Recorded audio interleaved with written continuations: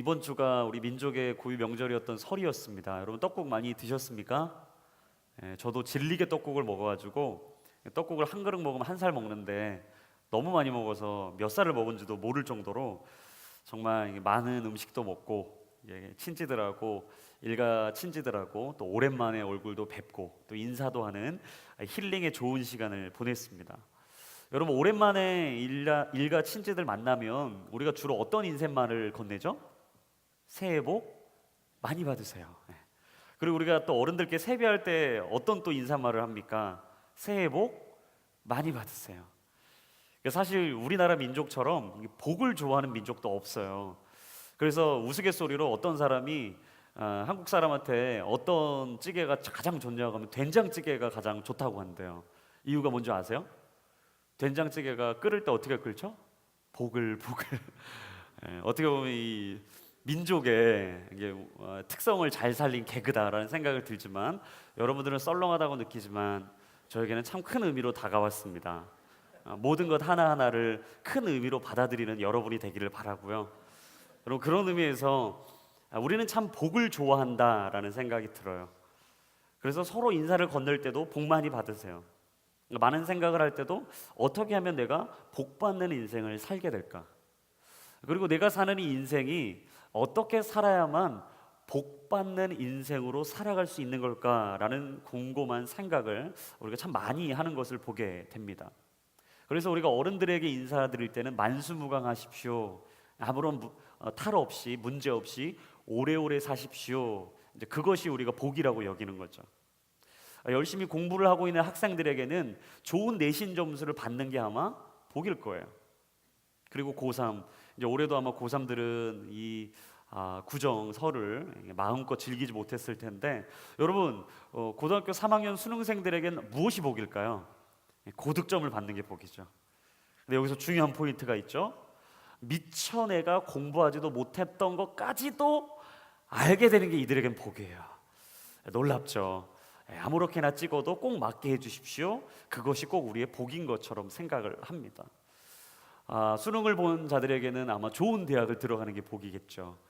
스카이 학교를 들어가서 훨훨 날아서 우리나라 민족에게는 가장 좋다는 좋은 직장을 딱 들어가서 남부럽지 않은 그리고 남들에게 자랑스럽게 얘기할 수 있는 직장에 들어가는 것이 아마 우리 청년들, 우리 대학생들의 공통적인 복이 아닐까 생각이 듭니다. 여러분 복이 이걸로 끝날까요? 좋은 유학을 갔다가 그 유학에서 돌아오면 좋은 직장을 들어가고 좋은 배우자 만나서 반드시 좋은 배우자여야만 하는 거죠. 멋진 남자여야만 하는 거예요. 꼭 이쁜 여자여야만 되는 거죠. 그래야 복 받는 배우자를 만난 거예요. 사실 우리는 그렇게 다 여러 가지의 복을 생각하며 살아갑니다. 그리고 각자가 세워놓은 기준에 따라 그 기준에 도달한 복을 생각하며 살아가죠. 하지만 오늘 본문에 등장하는 예수님께서는 우리가 생각하고 있었던 복의 기준, 이 복의 패러다임, 이 복의 개념과는 전혀 다른 새로운 복에 대해서 이야기를 해 주십니다.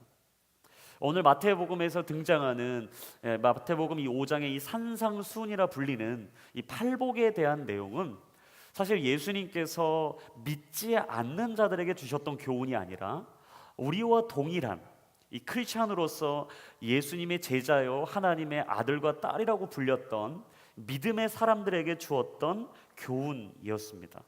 그렇다면 이 믿음의 사람들이 꼭 기억하고 살아가야 될 8가지 교훈은 무엇일까? 오늘 본문의 1절은 이렇게 얘기하죠. 우리 1절의 말씀 한번 읽어볼까요? 같이 한번 성경을 보면서 1절을 한번 읽어봅시다. 시작. 그때 예수께서 많은 무리를 보시고 산에 올라가 앉으시자 그의 제자들이 다가왔습니다. 여러분 중요한 게 있어요. 여기서 중요한 건 많은 무리입니다. 많은 무리. 보니까 불특정 다수를 지칭하는 것 같아요. 그리고 많은 무리들에게 예수님께서 지금 얘기를 시작하고 계셨어요. 그렇다면 여러분 이 대상을 좀 알아야 우리가 이 교훈의 본질을 좀 깨닫게 되겠지 않을까요? 그래서 제가 여러분 이 무리가 누굴까 알아보려면 오늘 본문의 바로 윗부분인 마태복음 4장 23절부터 25절에 보시면 이들이 누군지를 알려주시는 대목이 있습니다. 우리 마태복음 4장 성경의 바로 윗부분이에요. 23절부터 25절까지 말씀. 한번 저하고 여러분들이 한 절씩 나눠서 읽어봅시다. 제가 먼저 23절에 읽습니다. 예수께서 갈릴리 지역을 두루 다니시며 회당에서 가르치시고 복음을 전파하시며 사람들의 모든 질병과 아픈 곳을 고쳐주셨습니다.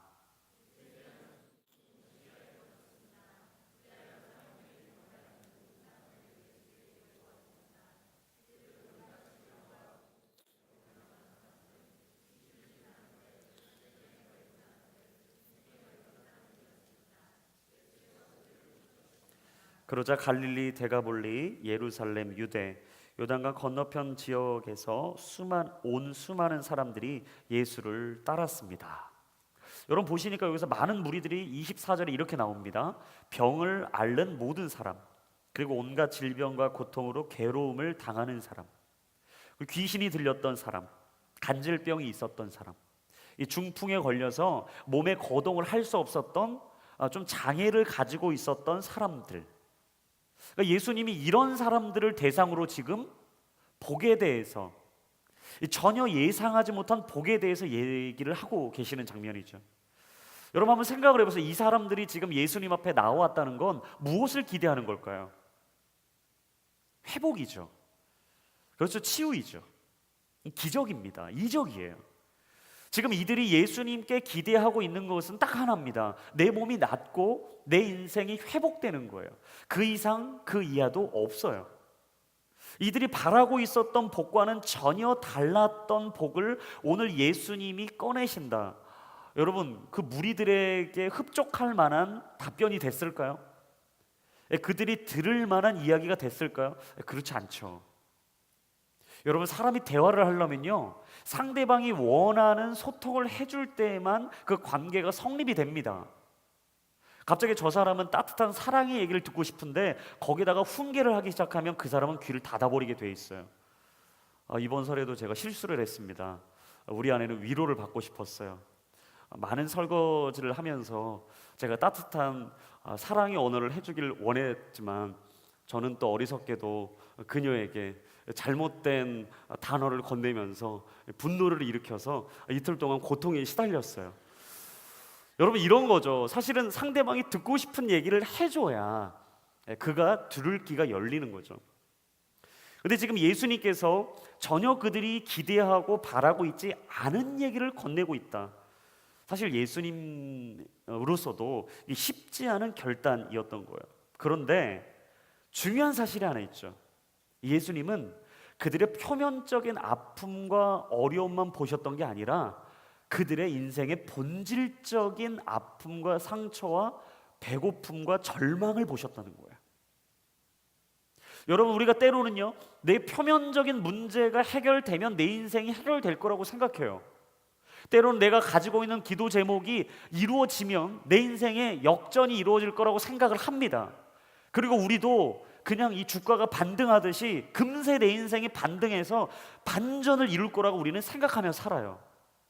하지만 예수님께서 믿는 자들인 우리의 인생을 바라보실 때 어떤 것을 바라보시냐? 표면적으로 드러나 있는 문제를 바라보시는 게 아니라 그 문제 내면 깊은 곳에 뿌리내리고 있는 그 아픔과 슬픔, 그 문제의 근원을 먼저 보신다라는 것이죠. 그래서 오늘 예수님께서 그들의 인생의 뿌리 깊은 이 근본적인 근원적인 문제를 터치하시기 위해서 이 얘기를 꺼내시고 있다라는 거예요. 그러면서 2절에 이렇게 얘기합니다. 우리 2절 말씀. 예수께서 입을 열어 그들을 가르치시며 말씀하셨다. 근데 여기서 중요합니다. 예수님이 입을 열어서 뭐 하셨다고요? 가르치셨다. 근데 중요한 것은요, 예수님은 항상 공생의 사역 동안에 하셨던 사역의 패턴이 있어요. 그게 아까 저희가 읽었던 마태복음 4장 23절에 나옵니다. 딱 예수님이 하셨던 역사는 딱 세 가지예요. 같이 한번 따라할까요? 가르치시고, 전파하시고, 고치셨다. 여러분, 예수님께서 하셨던 것은요, 항상 세 가지입니다. 뭐라고요? 가르치고, 전파하고, 고치셨어요. 그래서 여러분, 우리가 가르치는 사역과 복음을 전파하는 일과 남들의 이 회복과 치유를 위해서 중보하는 것은요, 반드시 우리의 믿음 생활에 꼭 기억해야 될 핵심 키워드예요. 그래서 우리가 오늘도 기도하기를 쉬어서는 안 됩니다. 오늘도 우리가 복음을 전하기 위해서 발버둥을 쳐야 될 이유가 여기 있어요. 그리고 우리가 성경 말씀을 붙잡고 하나님의 말씀을 가르치며 이 성경의 의미를 오늘도 깨달아 알아야 할 이유가 여기 있는 거예요. 왜인가? 예수님은 항상 가르치셨고 복음을 전파하셨고 그들의 아픔과 슬픔과 고통과 신음을 고치고 회복하기를 원하셨기 때문입니다. 근데 여러분, 가르침은 무엇인가? 가르침은 어떤 뜻이 있느냐? 우리가 받아야 할, 우리가 받을 만한 교훈이라는 거예요. 여러분, 그렇다면 우리가 받아야 할 교훈, 오늘 예수님께서 8가지의 교훈을 말씀하시는 거예요. 우리가 마음에 새기고 인생을 기억하고 우리의 영혼의 마음팍에 온전히 새겨져야 될 8가지의 교훈, 그걸 오늘 주님께서 그들을 대상으로 오늘 얘기하고 있는 장면이 오늘의 본문입니다. 오늘 본문은 조금 하나하나 풀어가야 되기 때문에 여러분이 잘 따라오셔야 됩니다. 우리 3절 말씀을 먼저 한번 같이 읽어볼까요? 3절입니다. 시작. 자, 보시면 첫 번째, 마음이 가난한 사람들이여 얘기합니다. 그들은 어떤 사람일까? 살펴보면 이 세상의 소망을 모두 끊어버리고 오직 하나님으로부터 은혜와 자비가 채워지기를 바라는 사람들, 내가 하나님 앞에 철저하게 무력하다는 이 무력함을 고백할 수 있는 사람들, 바로 그 사람들이 마음이 가난한 사람들이다 라고 얘기를 합니다. 그런데 여러분, 이 마음이 가난한 사람들을 쉽게 만날 수 있는 장소가 있습니다. 어딜까요? 예, 그래요. 병원이에요. 여러분, 병원 가보시면요, 모든 분들이 이게 마음이 가난합니다. 근데 특별히 또 중증 환자들이 계신 병동에 가면요, 대부분 계신 환자분들이 마음이 가난해져 있어요. 그 전에 그렇게 기독교에 대해서 반감이 있고 예수 그리스도에 대해서 이 적대시했던 분들이요, 이상하게 병이 들고 육신의 쇠약함을 경험하면 예수 그리스도를 마지막까지 지푸라기라도 잡는 마음으로 붙잡으려고 합니다. 그리고 원목이신 이 목사님들이 돌아다니면서 말씀을 전하시고 기도해 주시면 얼마나 가난한 마음으로 그 기도를 받는지 몰라요. 왜 그렇습니까? 마음이 가난해진다는 것은요, 내가 아무것도 할 수 없다는 나의 포기의 고백이기 때문이에요. 여러분, 마음이 가난하다, 사실 우리가 계속해서 설교 시간에 많이 등장을 했습니다. 마가복음 5장에 가보시면 제가 회당장 야이로에 대해서 많은 설명을 드렸어요. 여러분, 회당장 야이로, 이 야이로의 직분이 중요한데 회당장이다, 무슨 말인가? 지금으로 생각한다면 이 교회에 이 직분을 가지고 있었던 사람, 그러니까 당시로 설명하자면 제사를 관할하고 있었고 예배를 총괄하고 있었던 사람, 그러니까 율법의 유대인들의 이 아래에서는 사실 이 사람보다 더 높은 이 영적인 직분을 가지고 있었던 사람은 없었던 거예요. 그런데 그가 오늘 갈릴리 출신인, 그리고 저번 주에 나누었듯이 갈릴리, 이 보잘것없는 이 누추하고 버림버린 땅에서 사역하고 계셨던 예수님이라는 사람을 따라와서 예수님께 자신의 딸을 살려달라고 고백하고 있다. 여러분, 이건 상상 이상의 얘기예요. 이건 절대 기대할 수 없는 일입니다. 마음이 가난해지지 않고는 자신의 체면을 불고하고 신분도 제대로 알 수 없었던 예수님께 간구한다. 이건 여러분, 마음이 가난해지지 않고는 절대 일어날 수 없는 일이에요. 그러니까 여러분, 가난한 마음이란 뭐라고 정의할 수 있느냐? 이렇게 정의할 수 있어요. 부족함을 고백하지 않고는 견딜 수 없는 마음이다. 그래서 야이로가 어떻게 고백합니까? 주님, 저는 지금 마음이 가난합니다. 내가 사랑하는 그 딸이 지금 죽어가고 있습니다.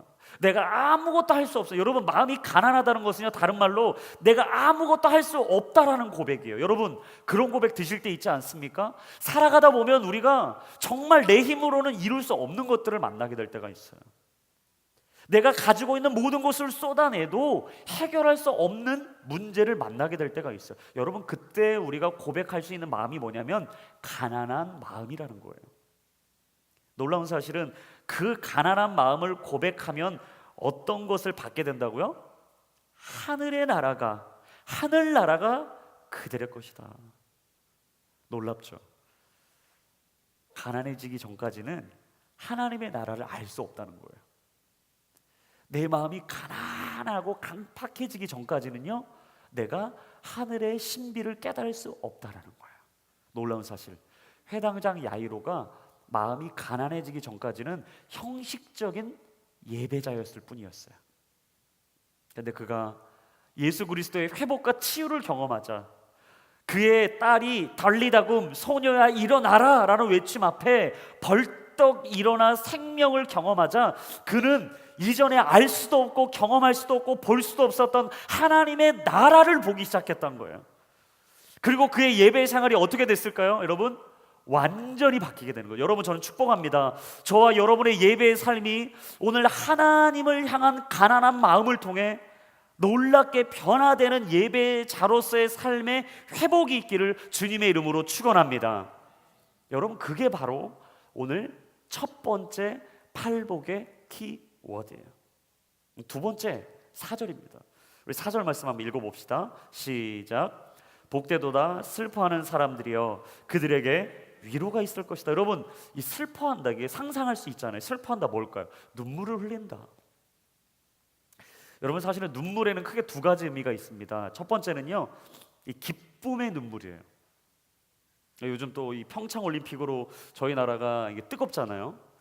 정말 이게 기온이 다운돼 있는 이 시기에도 평창 올림픽으로 모두가 다 마음이 뜨거워져 있습니다. 근데 어제였나요? 저희 아들이 같이 TV를 이렇게 보고 있다가 이 평창 올림픽을 너무 좋아해요, 우리 아들이. 이 김연아 선수는 이전 선수인데 이제는 은퇴했잖아요. 근데 우리 아들은 아직도 그 선수가 뛰는 줄 알아요. 왜 그런가 했더니 유치원에서 김연아 선수를 틀어줘가지고 올림픽이 뭔 줄을 이게 알려주셨더라고요, 선생님이. 그러니까 우리 아들은 지금 그걸 보고 김연아 선수가 나와야 된다고, 언제 나오냐고. 전 답답한 거죠. 이거 김연아 선수가 은퇴했어. 은퇴가 뭐야, 아빠? 그게 아니, 이게 아무튼 안 나와. 막 이렇게 되는 거예요.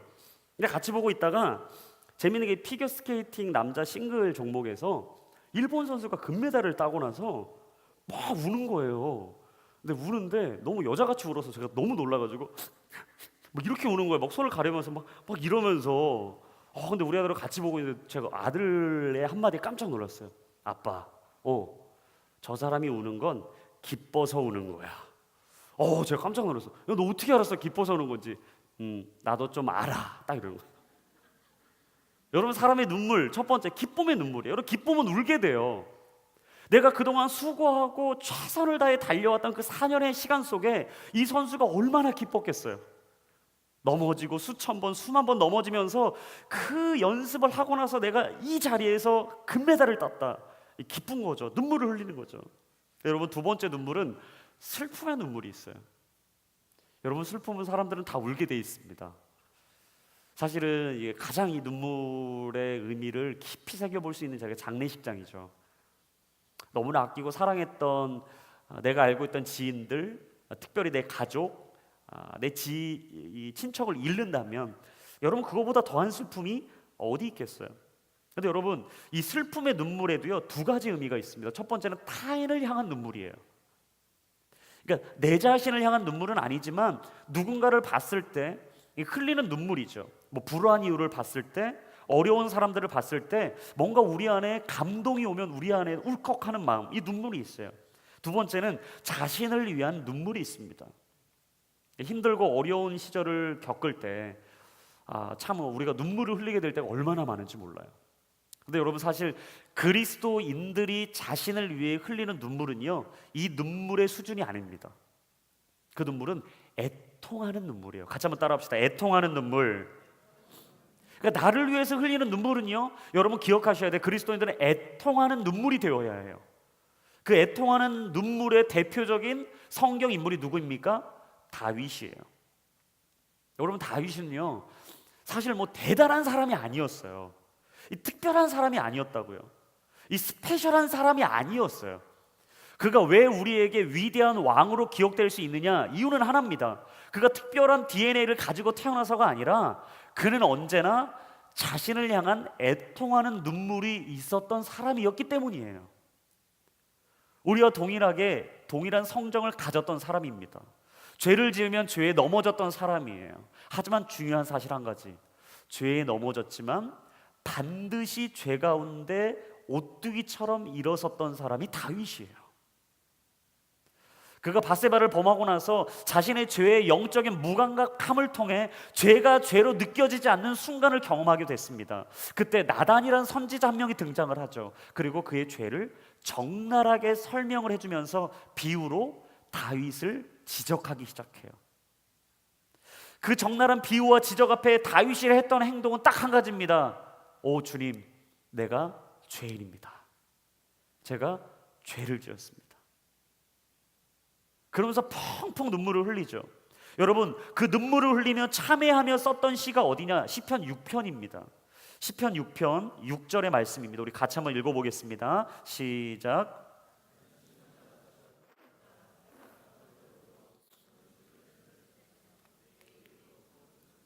여러분, 죄가 얼마나 심각했으면 내 눈물로 침상이 젖었다는 거예요. 울어도 울어도 이 눈물로 도대체 감당할 수 없다라는 거죠.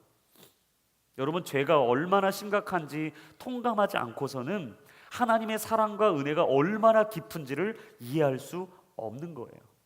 바로 애통하는 눈물만이, 이 슬퍼하는 눈물만이 진정한 하나님의 은혜와 사랑을 경험하는 유일한 길이라는 거예요. 그래서 1600년 전에 청교도였던 토머스 왓슨이라는 분은 이런 말을 했습니다. 눈물은 하나님의 마음을 녹이고 그분의 손을 묶는다. 여러분, 눈물을 흘리면 하나님의 마음이 녹는다는 거예요. 오늘 우리에게 죄된 모습을 보며 답답해하시는 하나님의 마음이 우리의 눈물을 보면서 녹아버린다는 거예요. 내가 나의 죄를 보며 슬퍼했던 그 모습 속에 주님이 오늘 우리를 보시며 그 묶어져 있었던 그 마음을 완전히 풀어버리시고 우리에게 잠금 해제 상태로 우리에게 다가오신다는 거예요. 여러분, 무엇 때문에? 우리의 애통하는 눈물 때문에. 사랑하는 여러분, 오늘 이 시간 혹시라도 하나님과 거리가 멀어졌다면, 내 안에 영적인 무감각함으로 죄 가운데 깊이 그 늪에 빠져 있다면, 죄의 늪에 빠져 있다면 오늘 이 시간 여러분의 인생을 도전합니다. 오늘 애통하는 눈물을 통해 하나님의 영적인 위로와 회복이 있기를 주님의 이름으로 축원합니다. 그리하면 여러분 기억하세요. 시편 126편 5절 말씀처럼 눈물을 흘리며 씨를 뿌리는 자에게 기쁨의 역사가 있게 될 줄로 믿습니다. 그렇다면 오늘 세 번째 복, 우리 5절이에요. 우리 5절 같이 한번 읽겠습니다. 시작. 복되도다 온유한 사람들이여, 그들은 땅을 유업으로 받을 것이다. 여러분, 사실 우리가 지금 보고 있는 마태복음 5장의 시대적인 상황은 로마의 압제 가운데 있는 상황이라고 말씀을 드렸습니다. 여러분, 압제 시대, 뭔가 통치를 받고 있는 시대. 여러분, 그럴 때 온유함이라는 단어가 사람들에게 기쁜 단어였을까요? 썩거리는 단어였을까요? 대답은 안 하고 있지만 후자라고 여러분은 다 동의하실 거예요. 당연히 그 시대에 온유함이라는 단어는요, 사람들에게 좋은 의미로 사용되지 않았습니다. 바보 같은 사람, 어이구이 바보야, 그런 사람인 거예요. 야, 다 저렇게 하는데 너만 그렇게 하냐? 어이구이 바보, 그런 사람인 거예요. 야, 다 그렇게 그 길로 가는데 너만 어쩌다고 그 길로 가냐? 왜 자꾸 손해를 보냐? 어이구 바보 같은 사람, 그런 사람을 뭐라고요? 온유한 사람이다 라고 불렀어요. 근데 여러분, 온유함이라는 이 단어를요, 다른 의미로 본다면 겸손이라고도 얘기할 수 있습니다. 근데 여러분, 사실 온유한 사람의 대표적인 성경 인물이 누굴까요? 누가 떠오르세요? 모세가 떠오르죠. 모세. 우리 민수기 12장 3절입니다. 우리 같이 한번 읽어보겠습니다. 시작. 야, 여러분, 개역 개정을 읽으셨어요. 근데 우리말 성경에 보니까 온유함을요 이렇게 설명했습니다. 우리 우리말 버전으로 다시 한번 읽겠습니다. 시작. 모세는 아주 겸손한 사람이었습니다. 땅 위에서 그보다 겸손한 사람이 없었습니다. 자, 온유함을 다른 말로 뭐라고요? 겸손함이라고 풀었어요. 여러분, 사실 하나님께서 모세만큼 겸손한 온유한 사람은 없다. 무슨 말이에요? 앞으로 대대손손 이 땅에 모세보다 온유할 수 있는 사람은 아무도 없다는 거예요. 근데 여러분, 사실 모세가 진짜 온유했나요? 아니에요. 모세도 다혈질의 대명사예요. 자기의 기질을 다스리지 못해서 어떻게 했어요? 사람을 죽였잖아요. 사람을 죽인 것도 부족해서 은폐, 엄폐를 하고 묻어버리고 도주했어요. 이거는 이 살인 미수, 아주 이건 중형에 처해져야 될 죄를 지은 사람이었죠. 근데 놀라운 사실은요, 이 모세가 항상 자신의 안에서 가지고 있었던 한 가지는 이 온유함, 이 온유함에 대한 의미를 어떻게 하면 되새길 수 있을까? 여러분, 온유함은 여러분 기억하셔야 돼요. 아무것도 못하는 사람이, 연약한 사람이 가지고 있는 성품이 온유함이 아니라, 바보 같은 사람이 가지고 있는 성품이 온유함이 아니라, 진짜 강한데 그 강함을 차분하게 다스릴 수 있는 걸 온유함이라고 얘기합니다. 열이 다스려진다. 그래서 이 뜻이 있어요. 열이 다스려진다. 겸손하다, 내 열을 다스릴 줄 아는 사람이다. 근데 사실 오늘 5절의 말씀은요, 어떤 말씀을 모티브로 하고 있냐면 시편 37편에 등장하는 다윗이 자신의 아들 압살롬에게 반역을 당해서 쫓김을 당하고 있는 이 상황에 쓰여진 것을 얘기하는 시편의 말씀입니다. 근데 우리 시편 37편이요, 압살롬에게 이 추격을 당하고 있는 다윗이 이 처절한 아픔과 슬픔을 겪으면서 정말 자신의 마음을 토하는 얘기를 써놨어요. 근데 여러분, 사무엘하 16장에 보시면 이 내용이 그대로 등장을 합니다. 우리 사무엘하 16장 10절부터 12절입니다. 우리 좀 기니까 저랑 한번 나눠서 읽어볼게요. 제가 10절의 말씀을 읽겠습니다. 그러자 왕이 말했습니다. 수리아의 아들들아, 내가 너희와 무슨 상관이 있다고 그러느냐? 여호와께서 그에게 다윗을 저주하여라 라고 하신 것이라면 어느 누가 왜 내가 이렇게 하느냐 하고 물을 수 있겠느냐?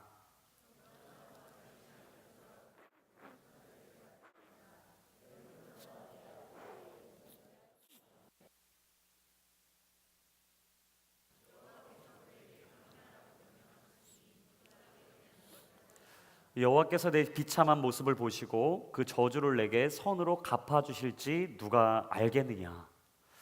여러분, 그때 지금 압살롬하고 시므이라는 군대 장관이 한편이었어요. 그리고 다윗과 아비새라는 군대 장관이 치열하게 지금 대치 상황이었습니다. 근데 지금 시므이라는 압살롬의 군대 장관이 이 전세를 보니까 자기들이 유리하거든요. 다윗이 역전을 하기에는 이제 상상이 안 되는 거예요. 그러니까 다윗을 조롱하기 시작하는 거예요.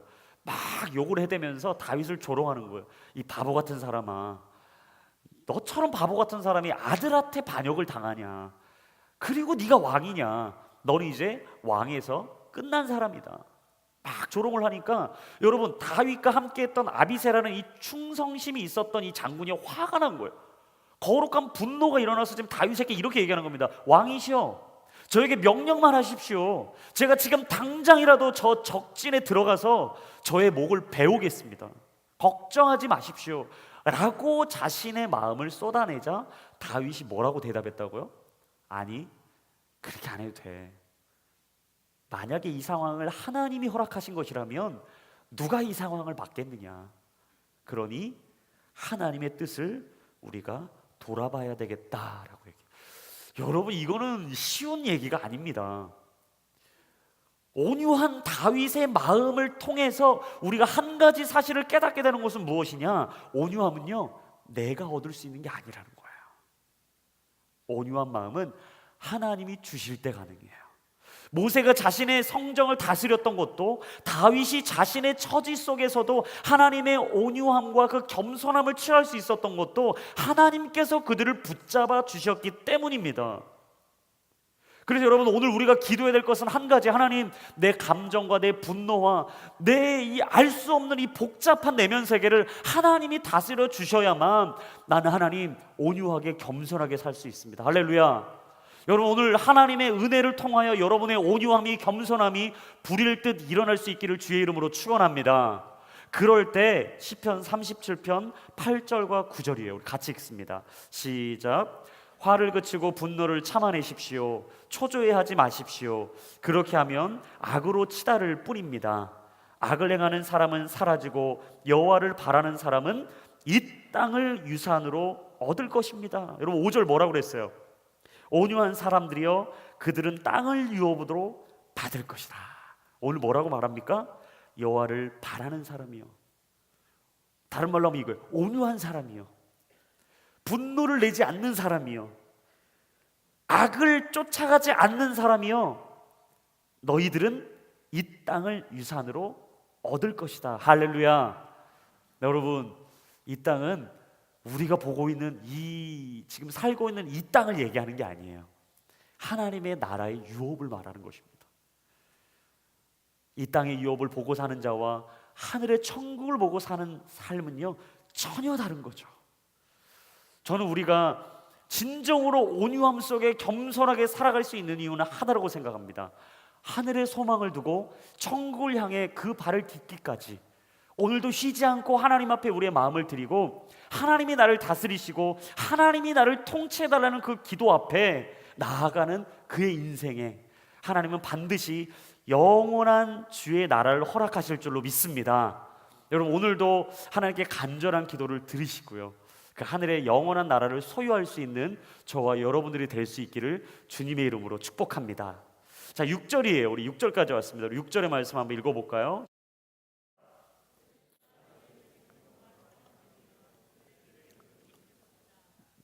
자, 여러분 보시면 의에 줄이고 목마른 사람이요. 그렇다면 여기서 중요한 단어 하나가 뭘까요? 의입니다. 의. 도대체 의에 대하여 줄이고 목마른 건 뭘까? 여러분, 이 의에 대해서 여러분 좀 아셔야 되지 않겠어요? 이 의에 대해서 가장 잘 설명한 부분이 마태복음 6장 33절입니다. 오늘 추가 본문이 많기 때문에 여러분 집에 가서 공부를 좀 많이 하셔야 됩니다. 같이 한번 한 목소리로 읽습니다. 시작. 그리하면 이 모든 것을 너희에게 더하시리라. 자, 보십시오. 그의 나라와 뭘 구하라고요? 그의 의를 구하라. 그렇다면 어떻게 된다고요? 이 모든 것을 너에게 더하실 거다. 여러분, 더한다는 게 뭡니까? 배부르다는 거예요. 오늘 6절 말씀에 의에 줄이고 목마른 사람들은 배부름을 얻을 것이라고 했는데, 오늘 그의 나라와 의를 구하는 사람은 어떻게 된다? 하나님이 더해 주신다. 배부르게 된다는 거예요. 그렇다면 여러분, 배부르게 될 수 있는 비결은 의를 구하는 것입니다. 그렇다면 그 의를 구하는 건 뭘까? 우리 로마서 3장 21절부터 24절까지 말씀입니다. 우리 한 절씩 읽습니다. 제가 먼저 읽습니다. 그러나 이제는 율법과 별개로 하나님의 의가 나타났습니다. 이것은 율법과 예언자들이 증거한 것입니다.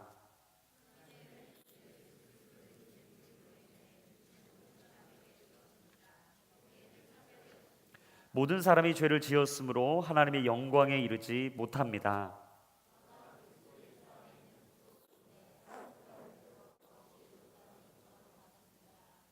자, 보시면 사도 바울은요 22절에서 하나님의 의는 예수 그리스도를 믿는 믿음으로 인해 모든 사람들에게 주어졌다고 말해요. 그런데 오늘 24절에 보면 하나님의 은혜로 값없이 의롭다는 인정을 받았다라고 얘기합니다. 그러니까 무슨 말이냐? 여기서 말하는 의는 그러니까 한마디로 하면 예수 그리스도 안에서 죄 없는 상태를 얘기하는 거예요. 의가 뭐라고요? 예수 그리스도 안에서 깨끗하게 죄 씻음을 받고 거룩해진 상태, 그걸 바로 오늘 깨끗한 의의 상태라고 얘기합니다. 여러분, 죄로 얼룩진 인생을 살아가고 있었던 우리가 죄 없는 상태로 살아갈 수 있는 비결은 뭘까요? 딱 한 가지예요. 따라합니다. 예수님 안에 거하는 것. 여러분, 예수님 안에 거할 때에만 우리 안에 의에 대한 목마름, 예수님을 통한 목마름이 있다라는 거예요. 그런데 여러분, 의에 대해서 아까 뭐라고 했죠? 줄이고 목마르다. 여러분, 줄이고 목마르다는 게 뭡니까? 어떤 상태입니까? 여러분, 금식이나 단식을 해보셨어요? 금식이나 단식을 하면요 딱 고비가 며칠인지 아십니까? 3일이에요. 딱 3일입니다. 이 3일을 넘기느냐 못 넘기느냐가 더 금식하느냐 더 금식하지 못하느냐로 딱 나눠져요. 이 3일째가 되면 보는 것마다 먹을 걸로 보여요. 그전에는 정말 그 음식을 싫어했는데 그냥 다 좋아요. 이것만 있으면 다 좋은 거예요. 저도 두부를 별로 좋아하지 않아요. 별로 좋아하지 않는 게 두부인데 사실 금식을 하면 제가 두부를 가리겠습니까? 두부도 막 먹겠죠. 딱 3일인데 의에 줄이고 목마르다. 줄이고 목마르다. 무슨 말인가? 모든 것이 다 먹음직하게 보인다는 거야. 다른 말로 그 하나에만 집중돼 있다는 거야. 딱 그 안에만 꽂혀 있다는 거야. 그 한 가지만에 내가 모든 시선을 다 둔다는 거야. 내 마음이 그거 하나만에 딱 꽂혀 있다는 거예요. 여러분, 사랑하면 어떻게 해야 돼요? 그거 하나만 꽂혀야 돼요. 근데 막 이것도 봤다가 저것도 꽂혔다 이러면 안 돼요. 그런 남자 만나면 안 돼요. 하나에만 완전히 꽂히는 거예요. 그리고 그것만 사랑하고 그것만 바라고 그것만 구하는 상태. 의에 줄이고 목마르다 뭐예요? 의만 꽂혀 있는 거예요. 예수 그리스도 안에 거하는 것만 내가 바라보고 있는 거예요. 예수님 안에 살아갈 수 있는 방법은 무엇일까? 예수님 안에 붙들리는 건 무엇일까? 예수님의 말씀을 따라 사는 건 무엇일까? 여러분, 그거에만 내가 완전히 집중되는 상태, 그게 뭐라고요? 의에 줄이고 목마른 상태다라는 거예요. 여러분, 놀라운 게요, 그렇게 되면 어떻게 된다고요? 배부르게 된다. 근데 저는 이게 시제가 중요합니다. 미래형이에요, 미래형. 오늘 이 순간에도 내가 그 목마름과 배고픔을 통하여서 하나님이 배부르게 하시는 은혜가 내게 충만하게 임하지만 이번 한 번 일회성으로 끝나는 게 아니라는 거예요. 오늘도 내가 충만해지고 오늘도 부어진다면 내일도 그 은혜를 기대하는 거예요. 내일도 예수 그리스도를 따르는 거예요. 내일도 예수님의 은혜를 간구하는 거예요. 그리고 그 주님이 오늘 내게 임하셨듯이 내일도 모레도 평생토록 내 인생을 붙잡아 주실 걸 날마다 기대하고 사는 삶, 그게 바로 의에 줄이고 목말라 배부름을 경험하는 인생이다. 오늘 성경은 말하는 거죠. 저는 축복합니다. 우리의 모든 삶이 날마다 예수님께 줄이고 목말라서 평생 그 은혜를 사모하고 구할 수 있게 되기를 주님의 이름으로 축복합니다. 여러분, 그게 바로 복이라는 사실이죠. 그리고 오늘 5번째 복을 얘기해요. 숨가쁘게 달려가고 있어요. 여러분, 벌써 5번째, 이제 얼마 남지 않았습니다. 우리 7절이에요. 우리 한 목소리로 읽겠습니다. 시작. 복되도다 자비로운 사람들이여, 그들은 자비를 받을 것이다. 여러분, 자비, 다른 단어로 하면 긍휼입니다. 근데 자비와 긍휼을 가장 한 목소리로 잘 설명해 주는 단어가 바로 사랑이에요. 하나님은 사랑이시다. 하나님은 사랑이시다. 다른 말로 보다 하나님은 자비와 긍휼이 충만하신 분이시다. 그래서 하나님께서 신약에 우리에게 딱 2가지로 율법을 요약해 주셨잖아요. 첫 번째가 뭡니까? 같이 한번 선포합시다. 하나님을 사랑하라. 2번째가 뭐예요? 내 이웃을 내 몸과 같이 사랑하라. 예, 여러분, 딱 이 2가지예요. 근데 여러분, 이웃을 사랑하기 위해서 사실 하나님이 이 모세오경을 통해 벌써 우리에게 알려주신 법칙이 있습니다. 그게 신명기 15장 6절부터 8절에 나와요. 우리 한 절씩 나누어서 읽습니다. 너희 하나님 여호와께서 약속하신 대로 너희를 복주실 것이니 너희가 많은 민족들에게 빌려주고 꾸지 않을 것이다. 너희는 많은 민족들을 다스릴 것이고 어느 누구도 너희를 다스리지 않을 것이다.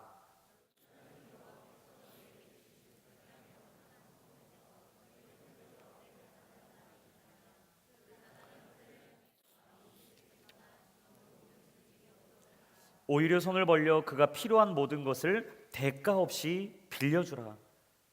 여러분, 하나님께서 주신 복을 어떻게 하라고 얘기합니까? 가난한 사람들에게 손을 벌려서 그냥 주라는 거예요. 아무런 대가 없이, 아무런 기대 없이 그냥 주라는 거예요. 그래서 여러분, 마틴 루터가 그리스도인의 회심을 어떻게 할 수 있느냐 3가지로 얘기했어요. 첫 번째, 머리에 회심이 있어야 된다는 거예요. 그러니까 내가 가지고 있었던 이성적인 철학적인 생각의 체계가 완전히 바뀌어서 말씀의 체계로 바뀔 때 그 사람은 그리스도인이 됐다는 거예요. 2번째를 뭐라고 했냐면 마음의 회심이 있어야 된다. 그동안 가지고 있었던 악했던 마음, 다혈질의 마음, 욱했던 마음, 이기적인 마음, 탐심의 마음, 욕심과 끝없는 이 죄된 마음을 다 씻어버리고 마음이 새로워져야 그는 그리스도인이 됐다는 거예요. 마지막 3번째가 뭡니까? 돈 지갑의 회심이에요. 여러분, 사람이요 진짜 회심을 하면요 드리는 거에 인색해지지 않습니다. 그래서 사도 바울이 고린도 교회에게 인색해져 있던 그들에게 항상 얘기했던 게 뭐예요? 하나님께 드리되 인색함 없이 드려라. 여러분, 저는 축복합니다. 여러분의 인생이 날마다 하나님과 이웃에게 아낌없이 내어줄 수 있는 인생이 되기를 주님의 이름으로 축복합니다. 여러분이 인색하지 않으면요, 반드시 하나님의 축복과 은혜를 받게 돼 있어요. 왜요? 자비로운 사람들이요, 그들은 뭘 받는다? 자비를 받을 것이다. 너희들이 꾸어준 것을 통해 무엇을 받을 것이다? 꾸어줌을 받을 것이다. 너희들이 그들을 사랑한 것을 통해 무엇을 받을 것이다? 하나님의 사랑을 받을 것이다. 그래서 마태복음 7장 12절에는 그러므로 무엇이든지 남에게 대접을 받고자 하는 대로 너희도 남을 대접하라. 이것이 율법이요 선지자라고 이야기했어요. 네, 여러분, 진짜 우리 안에 기억해야 될 한 가지는 무엇이냐? 우리가 용서할 때 하나님의 용서를 받는다는 사실입니다. 마태복음 6장 14절과 15절 우리 한번 읽어볼까요? 시작. 너희가 너희에게 죄 지은 사람을 용서하면 하늘에 계신 너희 아버지께서도 너희를 용서하실 것이다. 그러나 너희가 남의 죄를 용서하지 않으면 너희 아버지께서도 너희 죄를 용서하지 않으실 것이다. 여러분, 기억하십시오. 오늘의 우리의 용서가 하나님의 용서로 반드시 돌아오게 되어 있습니다. 여러분의 자비와 긍휼이 하나님의 자비와 긍휼로 다시 되돌아올 것을 기억하시고 날마다 자비롭고 은혜가 충만한 사랑 안에 살아가는 여러분의 인생이 되기를 주님의 이름으로 축복합니다. 우리 8절이에요. 우리 8절의 말씀 읽습니다. 복되도다 마음이 깨끗한 사람들이여 그들은 하나님을 볼 것이다. 여러분, 사람은요 사실 어떤 마음을 먹느냐에 따라서 인생이 다 결정되게 되어 있습니다. 죽겠다 하면 죽는 거예요. 계속 죽는 거예요. 아이고, 몸뚱아리가 쑤신다 하면 계속 쑤십니다. 안 쑤실 수가 없어요. 두들기면서 또 쑤셔요. 근데 반면에 살겠다 하면 사라져요. 왜 그럴까요? 우리 마음은 하나님이 창조해 놓으신 보물 창고이기 때문이에요. 여러분, 보물 창고는 뭡니까? 계속해서 열어봐야 되는 거예요. 왜요? 그 안에 보물이 있으니까. 여러분, 금은 보화를 담아두고도 어리석게 그 문을 열어보지 않는다면 어떻게 그 사람이 부자일 수 있겠어요? 여러분, 하나님이 우리에게 주신 축복 중에 하나는요, 하나님이 주신 하늘의 평안과 은혜가 우리 안에 있다라는 거예요. 그래서 하나님 뭐라고 말씀하셨어요? 하나님의 나라는 여기 있다 저기 있다 할 것도 아니요, 어디 있다? 너희 마음에 있다. 여러분, 하나님의 나라는요 우리 마음에 있습니다. 그래서 우리의 마음으로부터 모든 것이 다 결정되게 되어 있어요. 너무나 잘 아는 말씀이 있잖아요. 잠언 4장 23절 말씀. 모든 지킬 만한 것 중에 더욱 내 마음을 지키라. 생명의 근원이 이에서 남이라. 사도 바울은 로마서 7장에 뭐라고 얘기합니까? 내 마음에 두 가지 마음이 있다는 거예요. 끝없는 악과 선의 싸움이 있다는 거예요. 더러운 마음과 깨끗한 마음의 이 싸움 속에 내가 어떻게 이겨야 될까? 근데 놀라운 사실은 다윗이 자신의 시편 24편을 통해서 자신의 거룩한 마음, 이 깨끗한 마음을 통해 하나님을 본다는 걸 이렇게 고백합니다. 우리 시편 24편 3절부터 6절까지 말씀 우리 한 절씩 나눠서 읽겠습니다. 누가 여호와의 산에 오르겠습니까? 누가 그 거룩한 곳에 서겠습니까?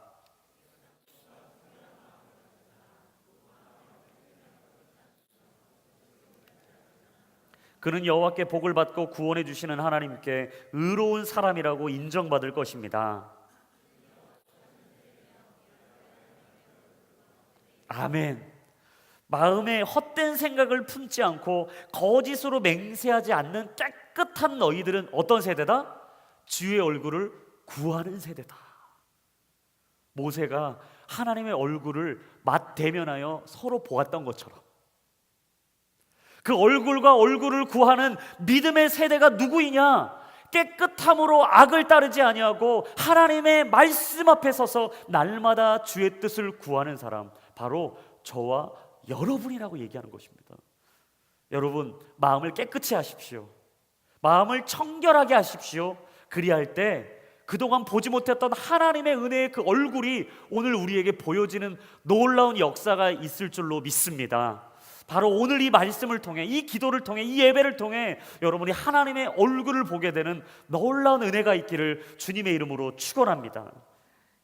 여러분 다 달려왔어요. 9절이에요. 그렇다면 여러분 일곱 번째 복은 뭘까? 한번 읽어봅시다. 시작. 복되도다 평화를 이루는 사람들이여 그들은 하나님의 아들들이라 불릴 것이다. 여러분 평화는 다른 말로 하면 뭡니까? 샬롬이잖아요. 샬롬. 그래서 이스라엘 사람들이, 유대인들이 늘 만날 때마다 뭐라고 얘기해요? 샬롬. 한번 옆에 있는 분들 한번 얘기해 보세요. 샬롬. 샬롬을 하는데 울상을 찍고 샬롬하면 평화가 안 이루어져요. 여러분 다시 한번 활짝 웃고 옆에 있는 분에게 샬롬 한번 인사해 주세요.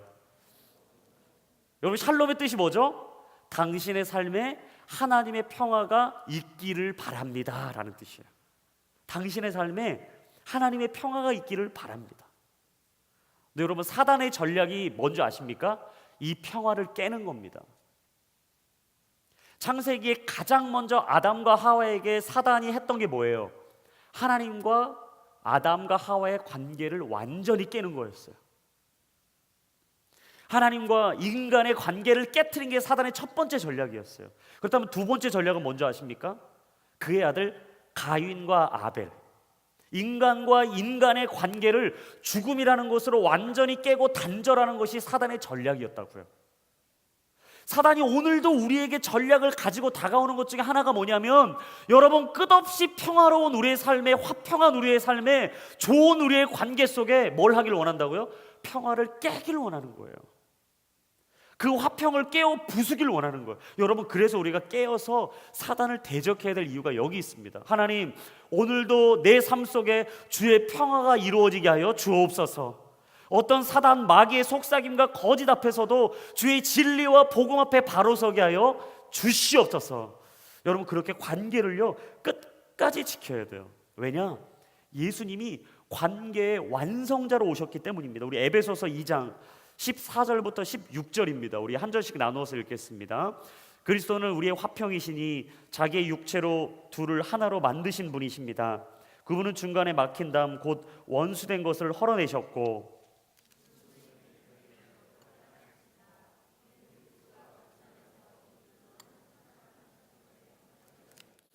십자가를 통해 이 둘을 한 몸으로 하나님과 화목하게 하셔서 자기 안에서 원수된 것을 없애버리시기 위한 것입니다.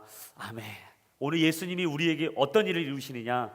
깨어지고 무너지고 이 갈라진 모든 자리마다 화합하게 하고 화목하게 하고 더불어 하나님과 우리를 온전히 하나게 되게 하는 놀라운 역사를 이루신다고 말씀하세요. 이 은혜가, 이 복이 여러분에게 있기를 주님의 이름으로 축복합니다. 마지막이에요. 우리 마지막 10절 복을 한번 읽어볼까요? 시작. 복되도다 의를 위해 핍박을 받는 사람들이여 하늘나라가 그들의 것이다. 여러분 지금 이 성경이 쓰여지고 있었던 1세기 그리스도인들에게 가장 익숙했던 단어가 두 개 있습니다. 첫 번째는 박해였고 두 번째는 핍박이었어요. 사실 의미는 크게 다르지 않습니다. 이 박해와 핍박이라는 이 단어가 참 익숙했어요. 근데 의를 위해 핍박을 받는다, 그것은 예수님께서 무슨 의미를 가지고 있느냐? 작은 예수로 살아가는 사람들이다 라고 얘기하죠. 작은 예수가 무엇입니까? 증인이에요. 여러분 증인의 뜻은 이러합니다. 증인이란 사건의 진상을 사실 그대로 목숨을 걸고 말하는 사람들, 그 사람을 증인이라고 얘기하는 거예요. 있었던, 보았던, 알았던 사건을 그대로 말하는 사람, 들었던, 배웠던 그 진상 그대로 목숨을 걸고 말하는 사람, 여러분 그 사람이 의를 위해 핍박받는 사람이라는 거예요. 여러분 이 시대에 말씀이 얼마나 퇴색되고 있습니까? 말씀 앞에 불순물이 얼마나 많이 끼어 있는지 몰라요. 하나님이 말씀하신 걸 온전히 그대로 전하지 않고 자신의 복음, 내복음이 생겼어요. 내복음대로 복음을 전하는 사람들이 얼마나 많은지 모릅니다. 여러분 기도한다고 기도한 대로 다 이루어지는 건 아니에요. 내 뜻대로 이루어지는 게 아니라 하나님의 뜻대로 이루어지는 게 맞는 거예요. 예수님의 기도는 내 뜻대로 하지 마옵시고 아버지의 뜻대로 하옵소서라는 고백이었죠. 여러분 이게 바로 의를 위해 핍박받는 사람, 바로 그가 누리게 될 하나님의 나라다. 근데 오늘 본문의 마지막 11절과 12절의 제가 오늘 메시지 성경으로 보았는데 참 유지 피터슨 목사님이 참 잘 풀어놨다는 생각이 들어서 오늘 이 말씀을 읽고 우리 같이 기도하도록 하겠습니다. 우리 11절과 12절은 메시지 성경으로 같이 읽겠습니다. 조금 긴데요, 같이 또박또박 읽습니다. 시작. 그뿐 아니다. 사람들이 내 평판을 떨어뜨리려고 너희를 깔보거나 내쫓거나 너희에 대해 거짓을 말할 때마다 너희는 복을 받을 줄을 알아라. 그들이 그렇게 하는 이유는 진리가 너무 가까이 있어서 그들이 불편을 느끼기 때문이다. 그런 일이 일어날 때 너희는 기뻐해도 좋다. 아예 만세를 불러도 좋다. 그들은 싫어하겠지만 나는 좋아하니 말이다. 온 천국이 박수를 보낼 것이다. 또한 너희만 그런 일을 당하는 것이 아님을 알아라. 내 예언자와 증인들은 언제나 그런 고생을 했다. 여러분, 진리에 가까워지면 불편을 느끼는 사람들이 있는가 하면 진리에 가까워질수록 편안한 사람들이 있습니다. 여러분, 크리스찬은 어떤 사람인가? 진리에 가까이 서는 사람들이에요. 진리에 가까이 다가가는 사람들입니다.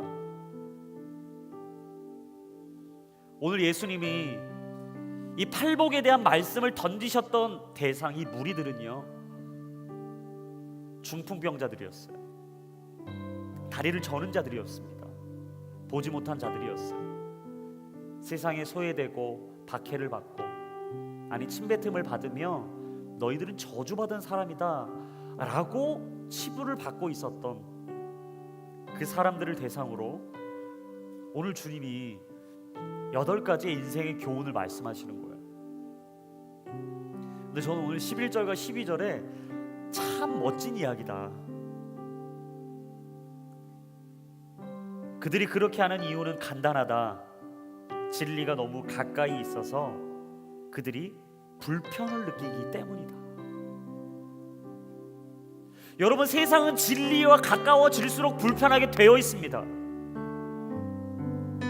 진리와 가까워지면 가까워질수록 나의 죄됨이 드러나고 나의 연약함과 나의 부족함과 나의 헛됨이 드러나기 때문에 여러분, 세상은요 진리를 불편해하게 되어 있어요. 근데 참 놀라운 사실은 그리스도를 따르고 주님 앞에 소망을 두고 내 인생의 목적이 오직 예수 그리스도, 내 삶의 전부이신 예수 그리스도를 주목하고 바라보고 따르는 우리에게는 이 진리가 너무 편한 거예요.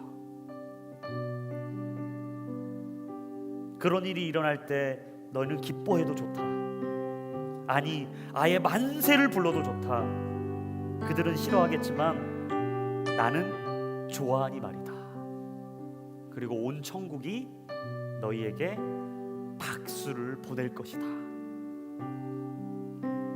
여러분, 우리는 크리스찬입니다. 우리 그리스도인입니다. 절대 세상으로 다시 돌아갈 수 없는 그리스도인입니다. 십자가의 피 묻은 손을 우리에게 얹은 바 거룩과 순결을 회복한 하나님의 아들이요 딸입니다. 그렇다면 여러분 기뻐하십시오. 세상이 여러분을 싫어한다면 즐거워하십시오. 세상이 알 수 없는 복을 따르면서 오늘도 신음하며 고통하며 아파하고 지쳐있는 여러분의 인생의 모습이 있다면 여러분 오늘 주님 앞에 기뻐하며 감사하십시오.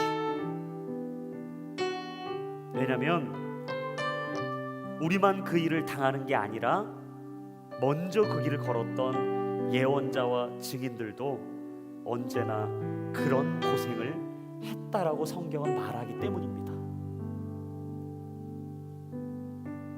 오늘 이 마지막 시대를 살아가는 우리에게 주신 8가지 인생의 교훈, 우리가 세상의 이야기를 들을 것이냐 아니면 하나님의 음성을 들을 것이냐는 오늘 우리 안에 끝없는 마음의 치열한 싸움으로 다가올 것입니다. 이번 한 주가 오직 하나님의 말씀으로 그 자리를 세우고 승리하고 일어설 수 있는 한 주가 되기를, 그리고 우리의 평생의 삶이 날마다 하나님께서 우리에게 부여하시고 뜻하신 이 팔복의 의미를 되새기며 기억하며 살아갈 수 있기를 주님의 이름으로 축복합니다.